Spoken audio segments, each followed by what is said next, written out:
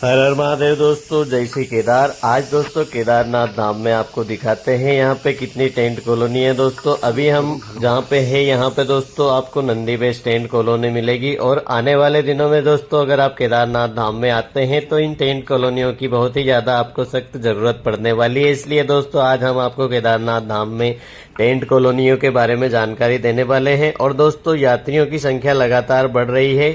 और दोस्तों जितने यात्री केदारनाथ धाम में पैदल और घोड़े खच्चर से आ रहे हैं उतने ही यात्री दोस्तों उससे भी ज्यादा यात्री हेलीकॉप्टर द्वारा केदारनाथ धाम में आ रहे हैं।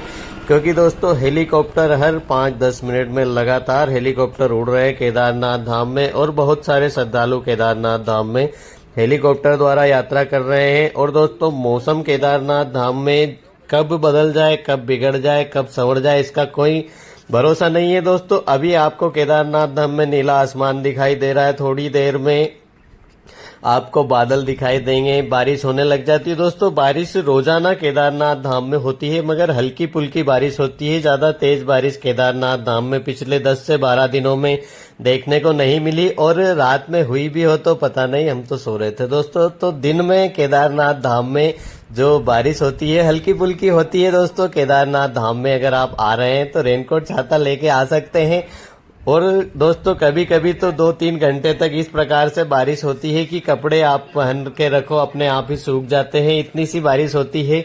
और फिर बंद हो जाती है। मतलब बहुत ही हल्की बारिश होती है कि लगातार भी होती रहे तो आपका कुछ बिगड़ता नहीं है उसमें। इस प्रकार से दोस्तों केदारनाथ धाम में मौसम चल रहा है और आपको सामने जाके दिखाएंगे। तो दोस्तों अभी हम आए हैं यहाँ पे हिमलोक टेंट कॉलोनी में। तो केदारनाथ धाम में यह भी एक बहुत ही बड़ी टेंट की कॉलोनी गवर्नमेंट द्वारा बनाई गई है। अगर आप केदारनाथ धाम में आते हैं तो यहाँ पर भी आपको रुकने के लिए बहुत सारी टेंट लगाए गए हैं। दोस्तों यहाँ पे आप 500 से 700 रुपए पर पर्सन के हिसाब से टेंट लेकर यहाँ पे आप नाइट स्टे कर सकते हैं। और दोस्तों इसके अलावा एक और भी टेंट कॉलोनी है केदारनाथ धाम में। अगर आप आते हैं दोस्तों इनके नंबर नहीं होते। बहुत सारे दोस्त कमेंट करके बोलते हैं कि हमें टेंट कॉलोनी के नंबर चाहिए। दोस्तों इनके नंबर नहीं मिलते। अगर आपको इन टेंट को बुक करना है, ऑनलाइन बुक करना है, तो आप GMVN की वेबसाइट पर जाकर बुक कर सकते हैं। ये जो झंडा दिख रहा है GMVN, इस झंडे के वेबसाइट पे आप जाइए और वहां पे ये टेंट बुक कर सकते हैं। और अगर आप ऑनलाइन बुकिंग नहीं भी करते हैं तो यहाँ पर आने के बाद में आपको यहाँ पे स्टे मिल जाएगा। चिंता करने वाली कोई बात नहीं है। और दोस्तों केदारनाथ धाम में अभी आज दोस्तों पिछले 5-6 दिनों के मुकाबले आज थोड़ी सी भीड़ ज्यादा है केदारनाथ धाम में। और दोस्तों अब केदारनाथ धाम की जो यात्रा है वह धीरे धीरे रफ्तार पकड़ रही है। और दोस्तों रोजाना धीरे धीरे यात्रियों की संख्या बढ़ रही है। तो आने वाले दिनों में दोस्तों यात्रियों की संख्या बहुत ही ज्यादा बढ़ने वाली है। मगर अभी जितने भी यात्री केदारनाथ धाम में आ रहे हैं सभी को बहुत ही अच्छे प्रकार से महादेव के दर्शन, गर्भगृह में जाके दर्शन हो रहे हैं। सभी की यात्रा सफल है, मंगल है, शुभ है, बहुत ही अच्छी यात्रा है। दोस्तों आप जितने भी यात्री केदारनाथ धाम में अभी है यहाँ पर और जो आने वाले हैं, आने वाले 2-4 दिनों तक दोस्तों जब तक यात्रियों की संख्या 10,000 को पार नहीं करती तब तक बहुत ही अच्छे प्रकार से बहुत ही सुंदर महादेव के दर्शन सभी यात्रियों को हो रहे हैं। और दोस्तों इस दिव्य, इस चमत्कारी स्थान पे आकर जो यात्रियों का जो मन है आनंद विभोर होता है। दोस्तों आप जब भी केदारनाथ धाम में आएंगे यहाँ पे आने के पश्चात आपको बहुत ही सुंदर आनंद की अनुभूति होने वाली है।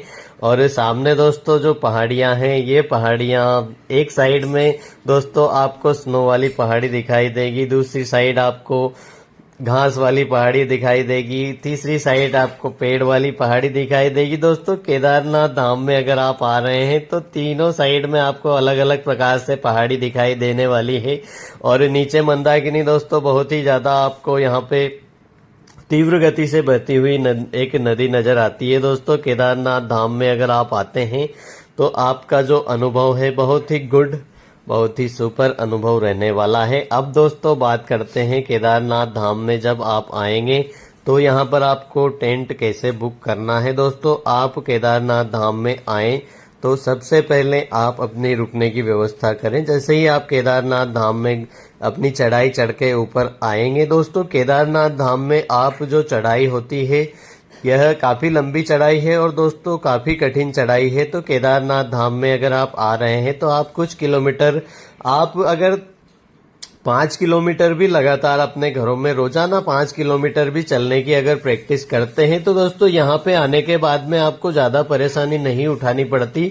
अगर आप बिल्कुल भी नहीं चलते हैं तो आपको केदारनाथ धाम में आकर बहुत ही ज्यादा प्रॉब्लम फेस करनी पड़ सकती है। तो आप अगर केदारनाथ धाम में आने की योजना बना रहे हैं, कभी भी आ रहे हैं दोस्तों, तो आप 10 से 15 दिन तक सिर्फ 5 किलोमीटर भी अगर पैदल चल लेते हैं तो केदारनाथ धाम यात्रा आपके लिए बहुत ही आनंददायक रहने वाली है। और अगर आप बिल्कुल भी नहीं चलते, अपने घरों में बैठे रहते हैं, तो आपको केदारनाथ यात्रा बहुत ही ज्यादा कष्ट देने वाली है। तो आप उस हिसाब से थोड़ी सी तैयारी करिए, अपने शरीर को भी थोड़ा सा आपको फिट करना है, क्योंकि केदारनाथ धाम की चढ़ाई हल्की फुल्की छोटी मोटी चढ़ाई नहीं है।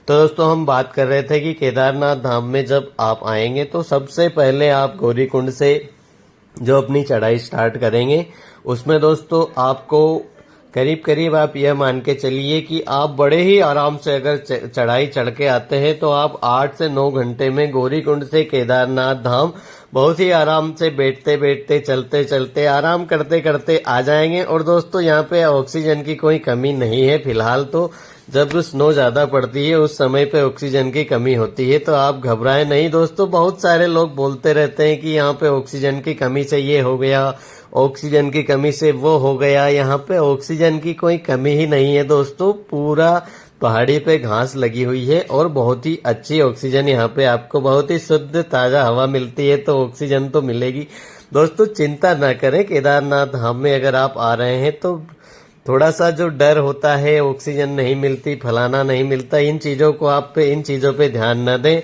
और आप आए, महादेव के दर्शन करें। बड़े ही आराम से आए, आप भागा दौड़ी न करें, आए और सबसे पहले अपने टेंट की बुकिंग करें। उसके बाद में आप महादेव के दर्शन करें, रात में विश्राम करें और यहाँ से महादेव के दर्शन करके इन खूबसूरत नजारों का आनंद लेते हुए आप यहाँ से रवानगी ले सकते हैं। तो दोस्तों केदारनाथ धाम से जुड़ी हुई इसके अलावा अगर हमसे कोई जानकारी छूट जाती है, वह भी आप अगर जानना चाहते हैं तो उसके बारे में आप हमें जरूर कमेंट करें। और केदारनाथ धाम की डेली अपडेट पाने के लिए आप हमारे चैनल को जरूर सब्सक्राइब करें दोस्तों, क्योंकि केदारनाथ धाम से जुड़ी हुई रोजाना की अपडेट सबसे पहले हमारे चैनल पे आपको मिलने वाली है। आगे दोस्तों आपकी मर्जी, आप चैनल सब्सक्राइब नहीं करेंगे तो भी हम आपको डेली की जानकारी जैसे जिस प्रकार से दे रहे हैं अब तक उसी प्रकार से देते रहेंगे। तो दोस्तों मिलते हैं आपसे कल एक नई वीडियो के साथ में। जब तक के लिए दोस्तों महादेव आप सब पर कृपा बनाए रखें। हर हर महादेव।